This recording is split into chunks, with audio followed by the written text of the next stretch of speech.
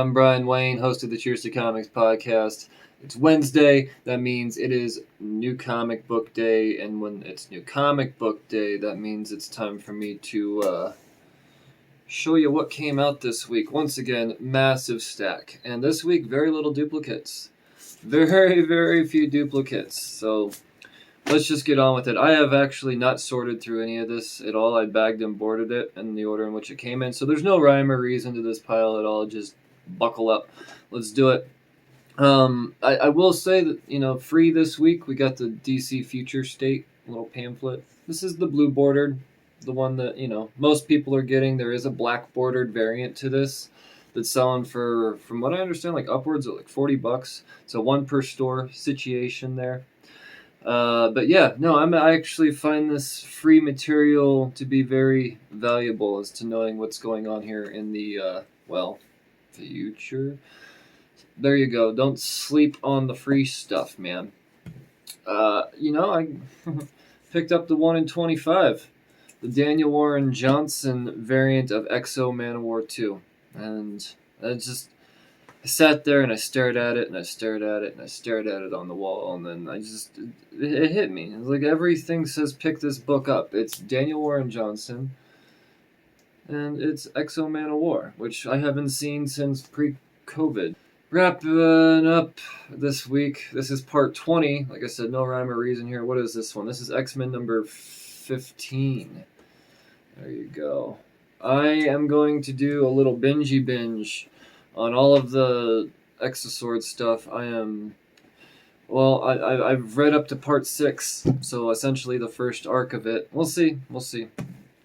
This is the last bit. This is part 22. This is Exosword's Destruction. And, there you go. Like I said, I'll catch up. Werewolf by Night, number 2. I thought I dropped it, but apparently I'm in it for the long haul now. And by the long haul, I mean a 5 or 6 issue miniseries. Doesn't hurt to have this type of stuff in my collection. Eventually, maybe I'll go back and read it, and every once in a while, I'll get like a surprise first appearance, and the book will become hot out of nowhere. So I play the odds games, I guess. I don't know.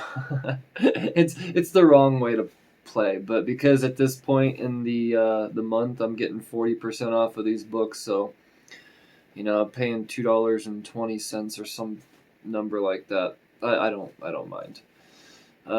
Shang-Chi, number 3 of a little 5-parter.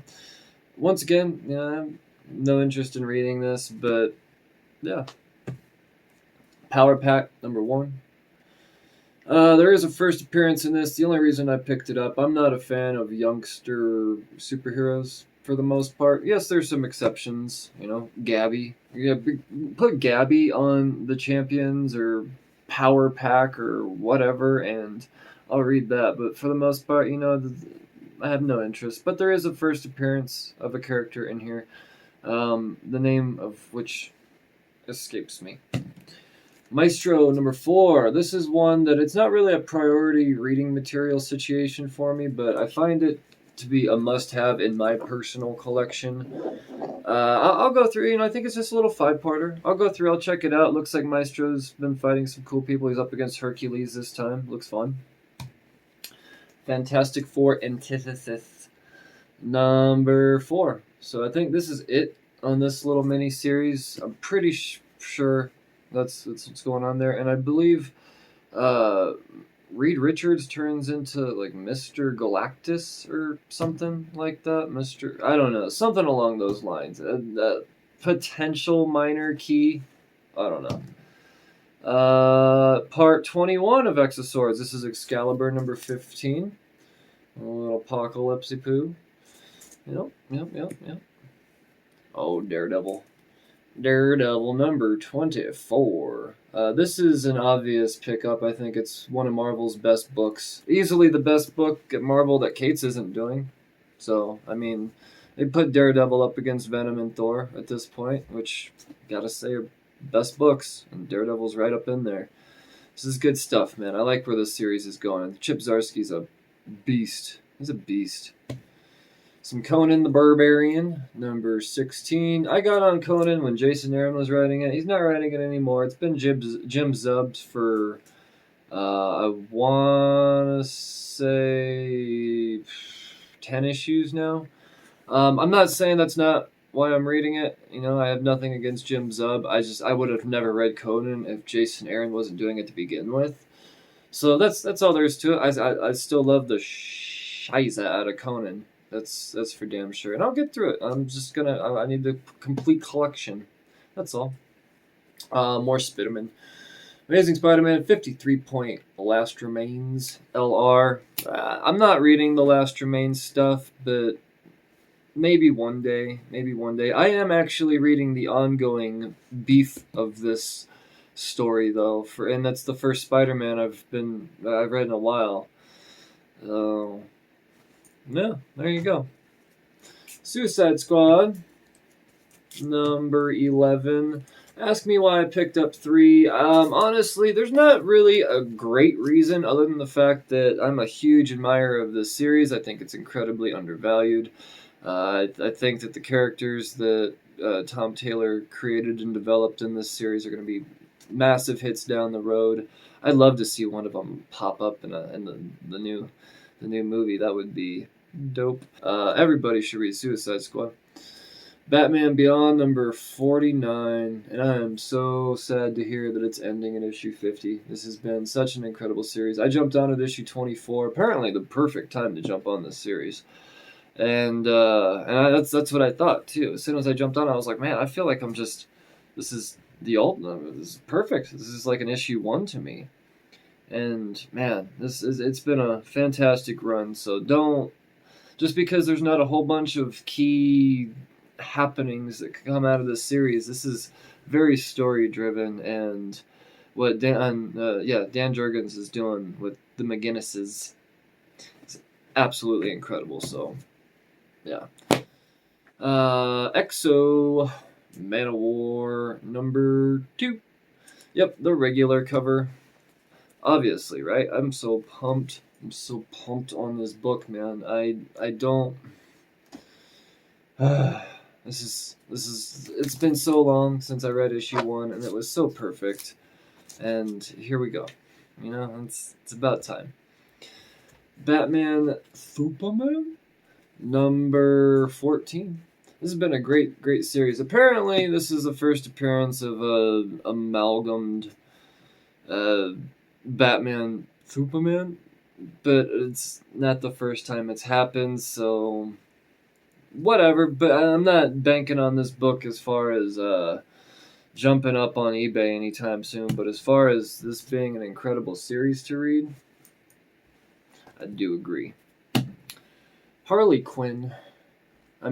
Batman White Knight presents Harley Quinn number 2. This is the first cameo of Starlet, which I thought kind of happened in the first one, but I couldn't confirm because I didn't read it. I'm so behind on all the White Knight series. I didn't read Curse of the White Knight yet. I need to. There's just not enough time in the day, man. Not enough time. But yeah, because of that, that's the only reason I'm not reading this. I think this is just a 3-parter, maybe a 4-parter. Not a very long parter, I know that much. But I'll get to it. I'm happy to have it in my collection in the meantime. More death metal. Multiverse Who Laughs. Yep, so it's just a bunch of... It seems like it's going to be a mixture of a whole lot of different mini-stories. The creative team on here is everyone from Snyder to Tynion the Fourth, Joshua Williamson, Paul Amati, and who else? Oswalt and Gideon, and yeah, it's just a little bit of it. Just a little bit of it. Damn. Detective Comics number 1031, and when you detective, and it's Bermejo, you just, come on. Look at that. It's almost a smile. It's almost a smile. His eyes are kind of far apart there, but nevertheless, I still think that Lee Bermejo is the master. So yes, both A and B covers on Detective Comics. And the story's just been great. This is, I will admit, since 1030, the last issue, I'm a little... Because I haven't been reading Titans, I don't know what Damian Wayne's doing right now. Apparently he's renouncing the Robin stuff, and yeah, I don't know. So but I think Detective is doing a good job of kind of weaving me into what is going on there, keeping it canon. And then Justice League Doc, number 28, a series that I am 22 issues behind on. I see that James Tynion IV didn't do this one. It's just V.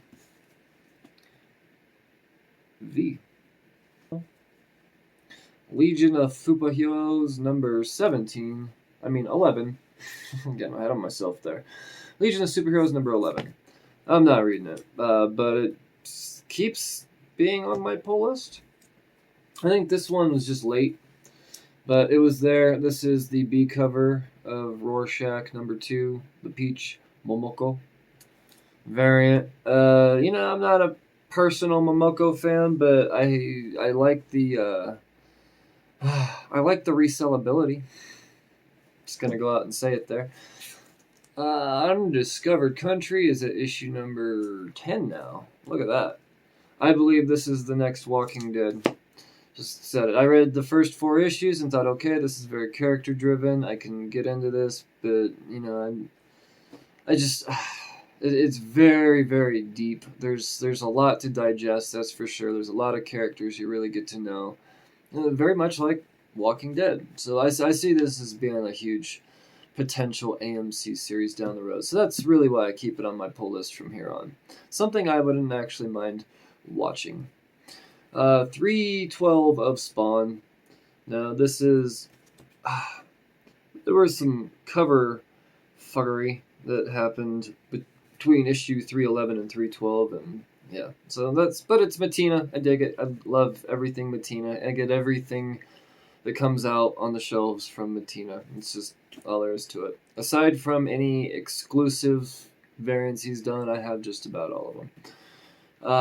Scumbag. Yeah, man. This one really took me by storm. Not by storm, by surprise. I had a feeling I would like it, but at the level at which I liked this, enjoyed this, loved this, couldn't stop thinking about it, social mediaing about it. Just what Rick Remender has done here is absolutely phenomenal. I can't wait to see what happens in this second issue. It's just that first issue was so strong. Nailbiter returns. I never read the first Nailbiter, but after being swayed towards Joshua Williamson's talent via Batman Superman, I thought, you know what, I wouldn't mind having the second part to this. I know Nailbiter stuff is probably going to be super, super valued down the road. It's already, not dollar book type of series. So the collector in me is thinking probably wouldn't be a bad investment. But at the same time, now the reader in me wants to go through and maybe find some trades in Nailbiter, get caught up, and then see what the second part's all about.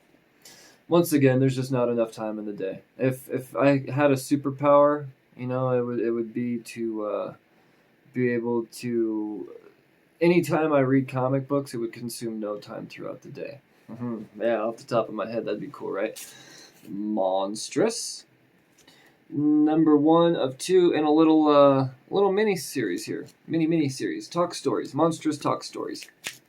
I picked up Monstrous, gave it to the lovely Tatiana to read for me. I thought maybe it'd be something she's into. If she's into it, I'll check it out. And she's like, well, it's not Saga. I was like, okay, well. I have a feeling it's probably not going to be something I jump on. That's all there is to it. So I pre-ordered this way before I got that verdict. But, yeah, there you go. Whoops. Philadelphia number 10. Yeah, man, what Rodney Barnes and Jason Sean Alexander are doing here. This is something special. I'm telling you, this is a series that I think it's going to be collected on the level that maybe Something is Killing the Children is at, as far as where people are hounding over those books. Fifth prints of issue number 9s and stuff like that. It's crazy what people are willing to pay for this series, and I think this is one that's not gonna.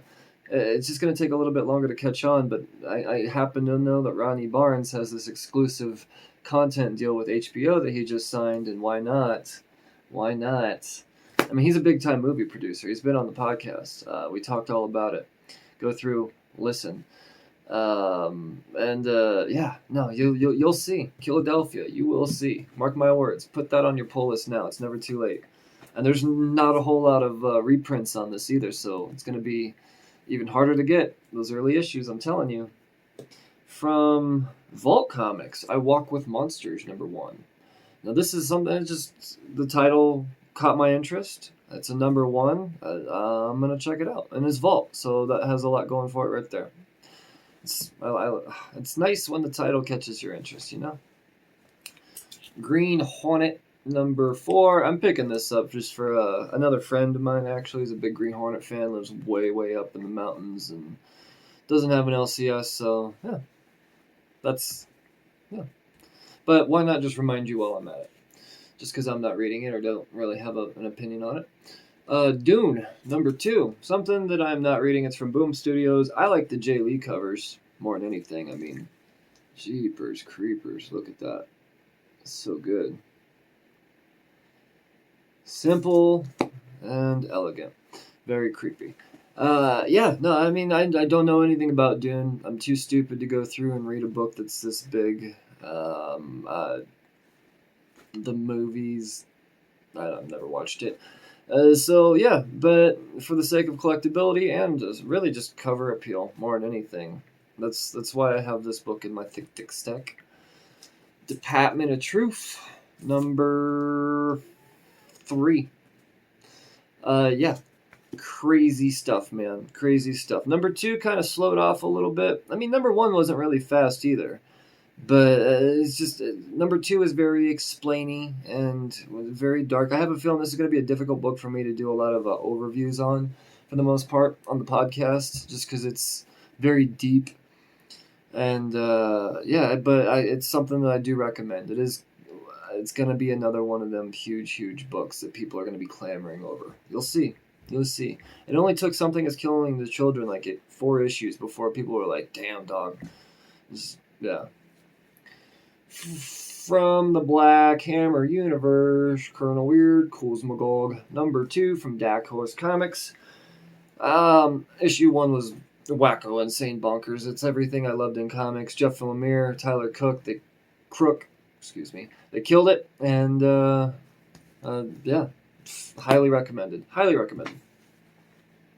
Always my most anticipated book. Anything that John Layman is doing is always going to be at the top of my list. Chew number 5. It's, oh my god, guys, come on, it's so good. Sasson and Son from Scout Comics, number 1. You know I love me a number 1. I love Scout Comics. You've heard me say it on the podcast a trillion times, and if you haven't, it's probably because you haven't really listened to the podcast. So do that. But Shad Gaspard and Mark Capone. You know, Scout's one of those companies where they could put out books by artists and creators that I've never heard of, and I'm still gonna be like, sign me up, because Scout's scouting process is very it's meticulous, man. They really only put out good content, and it's very, very rare, if ever, that I've read. I can't think of a dud I've read out of Scout. Just saying. And now we have some local comic store day books. I didn't think I'd be getting my hands on any of these because my store doesn't usually participate, but they did this year, and I picked up 3. Just 3, but I feel like these are going to be the ones that people are going to want the most, and yeah. Honestly, it probably would have been wise to pick up more than 1 because these are the ones I want the most. But at the same time, yeah, whatever. I picked up the Momoko Power Rangers number 1, the Foily Foil. Honestly, I picked this one up just for the sake of flipping. I know that Momoko stuff is hot fire. And yeah, I have a feeling that the Power Ranger stuff is going to take off here very soon once the television reboot gets going. I very much believe they're going to be pulling from the comic book source material. And Momoko. And I also think that these local comic store day books, I can't confirm this, this is just my personal speculation. I do believe that they're going to be very low printed. I just have a feeling. I have a feeling there's not going to be very many of them. And because, foil covers and everything, I feel like there's not going to be a lot of high grade ones to go out there either with the way these books are shipped out. So that's just me thinking. Uh-oh. Something is Killing the Children, #1. This would technically be the 7th print of this book. It is a foil variant. And, it's... Yeah, man. I think it's just a wise investment to pick up. Once again, it's something that, it's... I'm just going to go through and get this book in trade. I understand it's super valuable. I'm going to send off my #1s and my #2s, my early issues off to CGC. Get them slabbed, and I'm just going to sit on them until they make the TV series that I know Netflix is going to make. And, yeah, buy a house. But that's not it. There is one more. We got to talk Ice Cream Man with their mini reprints. I think this would technically be the 4th print on Ice Cream Man #20. The whole Dr. Seussical type of situation. Very creepy. Make sure you check out the podcast, like and subscribe to the channel if you haven't already. I'll see you next Wednesday. Support your local comic book shop. That's what the holiday's for. It's local comic store day.